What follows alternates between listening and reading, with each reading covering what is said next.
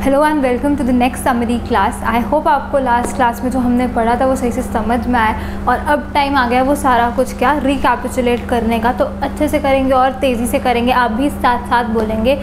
चलो अब हम शुरू करते हैं। तो सबसे पहले चीज़ जो हमने लास्ट क्लास में सीखी थी वो सीखी थी कि एसेट्स क्या होते हैं। तो जो टेक्निकल डेफिनेशन थी वो ये थी कि एनी रिसोर्स आइदर टैंजिबल और इनटैंजिबल, चाहे हम छू सकते हो चाहे नहीं छू सकते हो, देख सकते हो नहीं देख सकते हो, ओन्ड और control by the business enterprise, वो उसको चाहे उसके पास उसका पोजेशन हो चाहे ना हो, सिर्फ कंट्रोल भी हो तो भी चलेगा।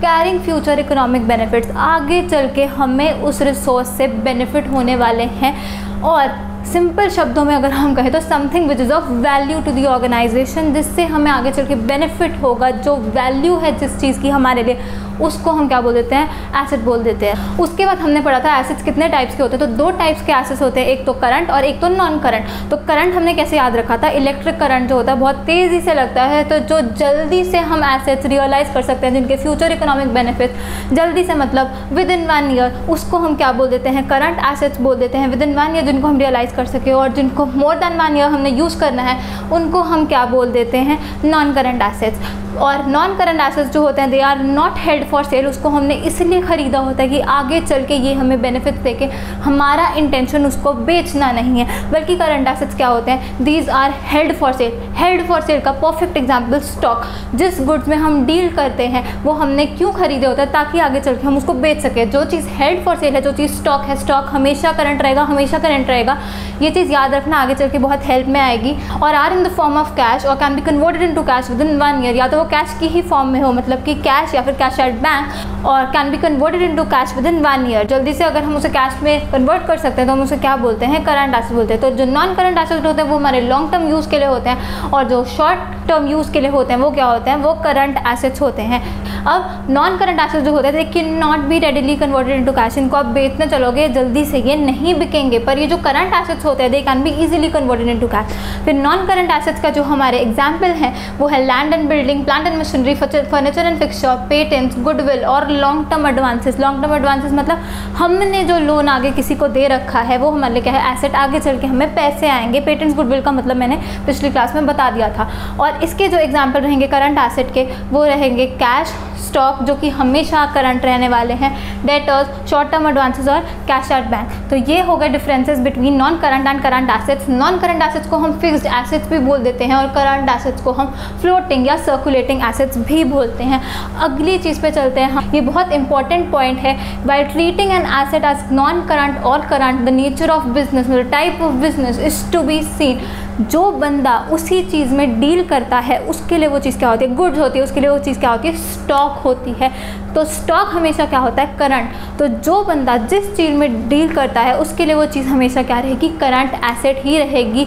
चाहे it is held for more than 1 year तो भी उसका स्टॉक क्या होगा, वो करंट एसेट ही रहने वाला है, because it is held for cell. बल्कि बाकियों के लिए वही चीज़ क्या होगी, फिक्स्ड एसेट रहेगी, नॉन करंट एसेट रहेगी। तो ये बहुत ज़्यादा ध्यान में रखना है। नेचर ऑफ बिजनेस आपने देखना है पहले, और उसी के बाद आप डिसीजन लोगे कि कोई चीज़ करंट है कि नॉन करंट है। जिसमें वो डील कर रहा है वो करंट है, जिसमें वो नहीं डील कर रहा वो क्या है, नॉन करंट एसेट है। एक और चीज़ साथ में एसेट्स की हमने देखी थी कि एसेट्स को हमने जो बोला कि चिल्ड्रन बोला कि आगे चल के वो हमें क्या देंगे, बेनिफिट्स देंगे। उसके बाद हमने क्या सीखा कि लायबिलिटीज़ क्या होती है। तो लायबिलिटीज़ का हमने बस याद रखने के लिए देखा कि फ्यूचर वाइफ आगे चल के आपका बैंक बैलेंस वो कम कर देंगी, जो कि मजाक था। तो लायबिलिटीज़ की जो टेक्निकल डेफिनेशन थी वो क्या थी, it is a present obligation arising due to past events leading to an outflow of economic resources. आगे चल के उससे हमारे जो इकोनॉमिक रिसोर्सेज है वो कम हो जाएंगे।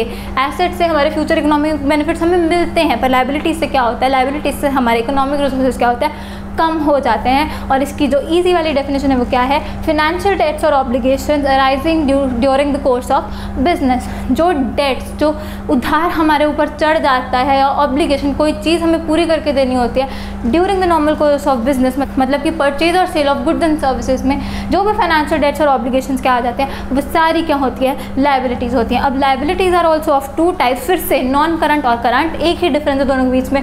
जो liabilities are expected to be settled after after 12 months उनको हम क्या बोल देते हैं, नॉन करंट लाइबिलिटीज़ बोल देते हैं। Whereas those which are expected to be settled within 12 months उनको हम क्या बोलते हैं, करंट लाइबिलिटीज़ बोलते हैं। तो जो जल्दी से हमने जिन लाइबिलिटीज़ को पे ऑफ कर दिया वो तो क्या होंगी, करंट, मतलब 12 मंथ्स 1 ईयर के अंदर हमने पे ऑफ कर दिया है वो करंट लाइबिलिटीज़। जो लाइबिलिटीज़ 12 मंथ से ज़्यादा लेंगी सेटल होने में उनको हम क्या बोलेंगे, नॉन करंट लाइबिलिटीज़ बोले। अब नॉन करंट लाइबिलिटीज़ का एग्जाम्पल है लॉन्ग टर्म बोरोइंग्स, 1 साल से ज़्यादा के लिए किसी ने हमें लोन दिया हुआ है, जैसे कि हाउसिंग लोन हो गया, कार लोन हो गया, तो वो क्या हो गया, नॉन करंट लाइबिलिटी हो गया। ऐसे ही बॉन्ड्स पेएबल जिसका हमने मतलब सीख लिया था, तो वो बॉन्ड्स पेएबल उस कंपनी के लिए क्या है, नॉन करंट लाइबिलिटी है। ऐसे ही करंट लाइबिलिटी के एग्जांपल में हमारे पास है short term borrowings, with in 1 year अगर हमने कोई लोन पे ऑफ करना है तो उसको हम क्या बोलेंगे, शॉर्ट टर्म बोरिंग, और वो क्या होगी, करंट लाइबिलिटी होगी। दूसरा जो एग्जाम्पल है क्रेडिटर्स, जो हमें उधार पे सामान देते हैं, गुड्स जो हमें उधार पे देते हैं, वो क्या, वो क्रेडिटर्स, उनको जल्दी से हमें पे ऑफ करना होता है, विद इन 1 ईयर ही करना होता है, उसको हम क्या बोलते हैं, करंट लाइबिलिटी बोलते हैं। Creditors is current liability. ऐसे ही बैंक ओवरड्राफ्ट, नेगेटिव अगर हमारा बैंक बैलेंस होता है तो वो क्या है, हमारी करंट लाइबिलिटी है।